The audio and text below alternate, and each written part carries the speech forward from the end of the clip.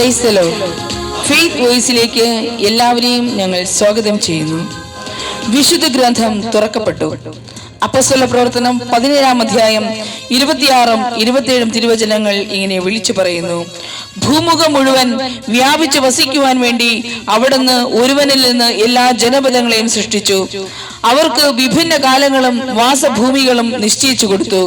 ഇത് അവർ ദൈവത്തെ അന്വേഷിക്കുന്നതിനും ഒരുപക്ഷെ അനുഭവത്തിലൂടെ അവിടുത്തെ കണ്ടെത്തുന്നതിനും വേണ്ടിയാണ്.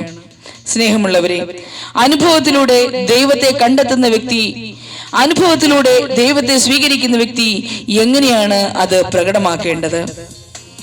നമുക്കറിയാം, വിശുദ്ധ പൗലോസായി മാറിയ സാവൂൾ ക്രിസ്ത്യാനികളെ പീഡിപ്പിക്കുന്ന തിരക്കിലായിരുന്നു. ക്രിസ്ത്യാനികളെ ബന്ധിതരാക്കാനുള്ള അധികാരപത്രവുമായി വന്ന സാവൂൾ, നീ പീഡിപ്പിക്കുന്ന യേശുവാണ് ഞാൻ എന്ന ദൈവസ്വരം ആകാശത്തു നിന്ന് മുഴങ്ങിയപ്പോൾ അത് ശ്രവിച്ച സാവൂൾ നിലം പതിച്ചു. തന്റെ അനുഭവത്തിലൂടെ ദൈവത്തെ തിരിച്ചറിഞ്ഞ സാവൂൾ പൗലോസായി മാറുകയും പാപികളെ മാനസാന്തരത്തിലേക്ക് നയിച്ചുകൊണ്ട് രക്ഷയുടെ വചനം പ്രഘോഷിച്ചും കൊണ്ട് പൗലോസ് ക്രിസ്തുവിന്റെ ഒരു ഉപകരണമായി മാറി. തന്റെ പ്രവൃത്തിയിലും പെരുമാറ്റത്തിലും യേശു ദൈവപുത്രനാണെന്നുള്ള പ്രഘോഷണത്തിലൂടെയും പൗലോസ് തന്റെ ദൈവാനുഭവത്തെ പ്രകടമാക്കി. നാം യേശുവിനെ അനുഭവിക്കുമ്പോൾ, ദൈവിക അനുഭവം കടന്നു വരുമ്പോൾ നാം മറ്റൊരു വ്യക്തിയായി മാറണം. നാം അനുഭവിച്ച യേശുവിനെ നമ്മുടെ പ്രവൃത്തിയിലൂടെ പ്രകടിപ്പിക്കുമ്പോൾ മാത്രമേ യഥാർത്ഥ അനുഭവത്തിലൂടെ ദൈവത്തെ കണ്ടെത്തി എന്ന് പറയുവാൻ സാധിക്കുകയുള്ളൂ. രോഗിയായ ഒരുവൻ ദൈവവചനം കേൾക്കുകയും അവന്റെ രോഗം സൗഖ്യപ്പെടുകയും ചെയ്തു എന്ന് കരുതുക. എന്നാൽ തന്റെ രോഗത്തിൽ നിന്നും താൻ അനുഭവിച്ച സൗഖ്യത്തെ, താൻ തിരിച്ചറിഞ്ഞ ദൈവത്തെ അവൻ തന്റെ പ്രവൃത്തിയിലൂടെ പ്രകടിപ്പിച്ചില്ലെങ്കിൽ യഥാർത്ഥ അനുഭവത്തിലൂടെ ദൈവത്തെ കണ്ടെത്തി എന്ന് അവന് ഒരിക്കലും പറയുവാൻ കഴിയുകയില്ല. കഷ്ടതയാകുന്ന അനുഭവത്തിലൂടെ മാത്രമേ ദൈവത്തെ കണ്ടെത്തുവാൻ സാധിക്കുകയുള്ളൂ എന്ന് നാം കരുതരുത്. കഷ്ടതയുടെ മധ്യത്തിലും സമൃദ്ധിയുടെ മധ്യത്തിലും നമ്മുടെ ദൈവത്തെ അനുഭവിക്കുവാനും തിരിച്ചറിയുവാനും നമുക്ക് സാധിക്കും. എങ്കിൽ മാത്രമേ വേനലിലും ശൈത്യത്തിലും ഫലം പുറപ്പെടുവിക്കുന്ന ഒരു വൃക്ഷമായി മാറുവാൻ നമുക്ക് കഴിയുകയുള്ളൂ. നാം ചിലപ്പോൾ പറയാറുണ്ട്, ഇന്നത്തെ പ്രാർത്ഥന എനിക്ക് ഒരു അനുഭവമായിരുന്നു. സ്നേഹമുള്ളവരെ, നമ്മുടെ ആത്മീയ മനുഷ്യനിലോ ഭൗതിക മനുഷ്യനിലോ യാതൊരു മാറ്റവും സംഭവിച്ചില്ലെങ്കിൽ ഇത് ഒരു അനുഭവമായി നമുക്ക് എങ്ങനെയാണ് മാറുന്നത്? അപ്പോസ്തല പ്രവർത്തനം 7-ാം അധ്യായത്തിൽ നമുക്ക് കാണുവാൻ സാധിക്കും, ദൈവമഹത്വം ദർശിച്ച സ്റ്റെഫാനോസ് ദൈവത്തിന്റെ വലതുഭാഗത്ത് യേശു നിൽക്കുന്നത് കണ്ടു. അവൻ വിളിച്ചു പറഞ്ഞു, ഇതാ സ്വർഗം തുറന്നിരിക്കുന്നതും മനുഷ്യപുത്രൻ ദൈവത്തിന്റെ വലതുഭാഗത്ത് നിൽക്കുന്നതും ഞാൻ കാണുന്നു. സാക്ഷികൾ സ്റ്റെഫാനോസിനെ കല്ലെറിയുന്ന വേളയിൽ അവൻ ഇങ്ങനെ പ്രാർത്ഥിച്ചു, കർത്താവായ യേശുവേ, എന്റെ ആത്മാവിനെ കൈക്കൊള്ളണമേ. തുടർന്ന് അവൻ മുട്ടുകുത്തി അപേക്ഷിച്ചു, കർത്താവേ, ഈ പാപം അവരുടെ മേൽ ആരോപിക്കരുത്. സ്നേഹമുള്ളവരെ, ഇങ്ങനെ ക്രിസ്തുവിനെ അനുഭവത്തിലൂടെ കണ്ടെത്തുന്നവർക്ക് മാത്രമേ ക്രിസ്തു സ്വഭാവം പ്രകടിപ്പിക്കുവാൻ സാധിക്കുകയുള്ളൂ. അപ്പോസ്തല പ്രവർത്തനങ്ങളിൽ വിളിച്ചു പറയുന്നു, അജ്ഞതയുടെ കാലഘട്ടങ്ങളെ ദൈവം കണക്കിലെടുത്തില്ല, എന്നാൽ ഇപ്പോൾ എല്ലായിടത്തുമുള്ള സകല ജനങ്ങളും പശ്ചാത്തപിക്കണമെന്ന് അവിടുന്ന് ആജ്ഞാപിക്കുന്നു. നാം പശ്ചാത്തപിക്കണമെന്നും നാം യഥാർത്ഥത്തിൽ ദൈവത്തെ അനുഭവിക്കണമെന്നും ആ അനുഭവത്തിലൂടെ രക്ഷ പ്രാപിക്കണമെന്നും ദൈവം ആഗ്രഹിക്കുന്നു. നമ്മുടെ ജീവിതത്തിൽ ഒരു ഉയർത്തെഴുന്നേൽപ്പ് ഉണ്ടാകണം. നമ്മുടെ ഉത്ഥാനം ശാരീരികമല്ല, അത് ഹൃദയത്തിലാണ് ഉണ്ടാകേണ്ടത്. നമ്മുടെ ഹൃദയത്തിലെ കറകളെ കർത്താവായ യേശുവിന്റെ തിരുരക്തത്താൽ കഴുകി ക്രിസ്തുവിന്റെ ഉത്ഥാനത്തിലേക്ക് നാം പങ്കുചേരുവാനായി ഒരു പുനരുത്ഥാനം നമ്മിലേക്കും കടന്നു വരണം. പാപമരണ ശാപബന്ധനങ്ങളുടെ കല്ലറകളെ ഭേദിച്ച ക്രിസ്തുവിനെ നാം യഥാർത്ഥമായി അനുഭവിക്കുവാൻ ശ്രമിക്കണം. വെളിപാടിന്റെ പുസ്തകം വിളിച്ചു പറയുന്നു, ഇതാ ഞാൻ സകലതും നവീകരിക്കുന്നു, ദാഹിക്കുന്നവൻ എന്റെ പക്കൽ വന്ന് ജീവജലം സൗജന്യമായി പാനം ചെയ്യട്ടെ. ഇന്ന് നാം ഏതവസ്ഥയിലും വേനലിലും ശൈത്യത്തിലും ഒരുപോലെ ഫലം പുറപ്പെടുവിക്കുന്നവരാകുവാനായി നമ്മെ ശക്തിപ്പെടുത്തുന്ന കർത്താവായ യേശുവിനെ നമുക്ക് ആരാധിക്കാം. കർത്താവേ, ഞങ്ങളുടെ ജീവിതത്തിലെ ഏതവസ്ഥയിലും അങ്ങേ ആരാധിക്കുവാനും സ്തുതിക്കുവാനും ഞങ്ങൾക്ക് ശക്തി നൽകണമേ. പൂർണ്ണ ഹൃദയത്തോടെയും പൂർണ്ണ ആത്മാവോടെയും അങ്ങേ ആരാധിക്കണം ഞങ്ങൾ കർത്താവെ കടന്നു വരുന്നു. കർത്താവായ യേശുവേ, ഞങ്ങളുടെ ആരാധനയിൽ അങ്ങ് ഞങ്ങളെ അനുഗ്രഹിക്കണമേ.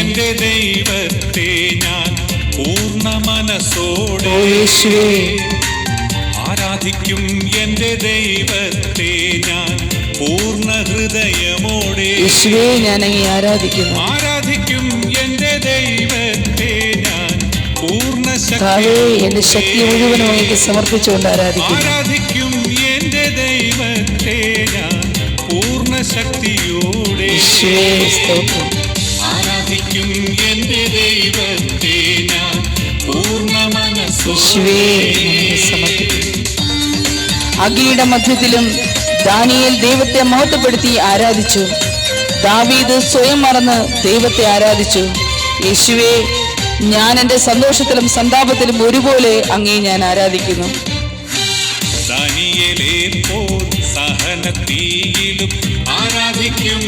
ഓ എന്റെ യേശുവേ, ദാവീദിനെ പോൽ എന്നെ ഞാൻ മറന്നിട്ടും ആരാധിക്കും എന്റെ ദൈവത്തെ.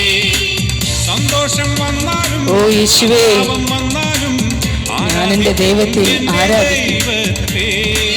സന്തോഷം വന്നാലും സന്താപം വന്നാലും ആരാധിക്കും എന്റെ ഓ ദൈവമേ, അങ്ങേ ഞാൻ പൂർണ്ണ മനസ്സോടുകൂടി ആരാധിക്കും. ഞാൻ പൂർണ്ണ ഹൃദയത്തോടെ അങ്ങേ ആരാധിക്കും.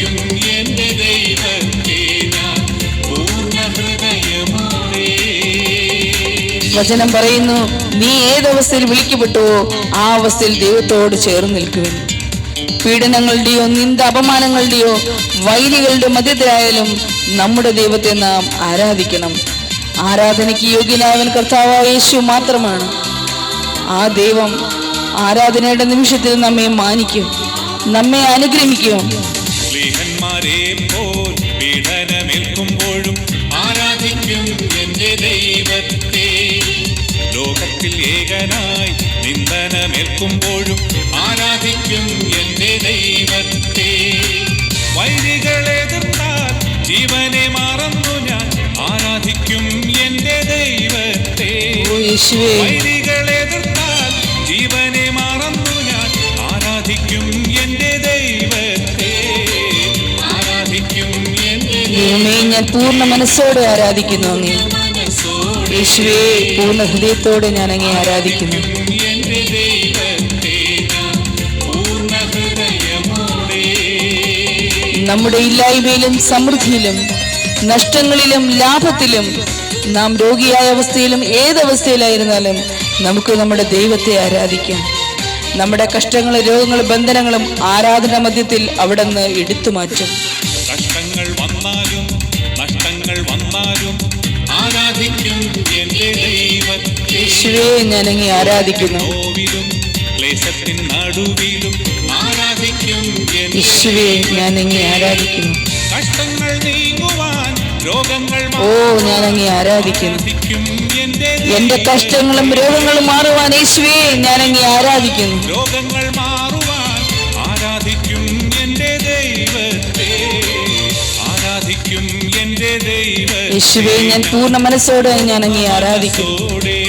ഞാൻ പൂർണ്ണ ഹൃദയത്തോടെ യേശുവേ ഞാൻ അങ്ങേ ആരാധിക്കുന്നു. പൂർണ്ണ ശക്തിയോടെ ഞാൻ അങ്ങേ ആരാധിക്കുന്നു. എന്റെ രോഗങ്ങൾ മാറുവാനായി യേശുവേ ഞാൻ അങ്ങേ ആരാധിക്കുന്നു. എന്റെ സാമ്പത്തിക തകർച്ച മാറുവാനായി യേശുവേ ഞാൻ അങ്ങേ ആരാധിക്കുന്നു. ആരാധിക്കും എന്റെ ദൈവത്തെ ഞാൻ പൂർണ്ണ ശക്തിയോടെ. ഹല്ലേലൂയ യേശുവേ. ആരാധിക്കും കർത്താവേ, എന്റെ ഇല്ലായ്മയെ എടുത്തു മാറ്റുവാൻ ഞാൻ അങ്ങേ ആരാധിക്കുന്നു. അങ്ങന്റെ ദൈവമായതുകൊണ്ട് ഞാൻ അങ്ങേ ആരാധിക്കുന്നു. ഇന്ന് കർത്താവായ ദൈവം നിങ്ങളെയും നിങ്ങളുടെ കുടുംബങ്ങളെയും സമൃദ്ധമായി അനുഗ്രഹിക്കട്ടെ എന്ന് കർത്താവായ യേശുക്രിസ്തുവിന്റെ നാമത്തിൽ ഞങ്ങൾ പ്രാർത്ഥിക്കുന്നു.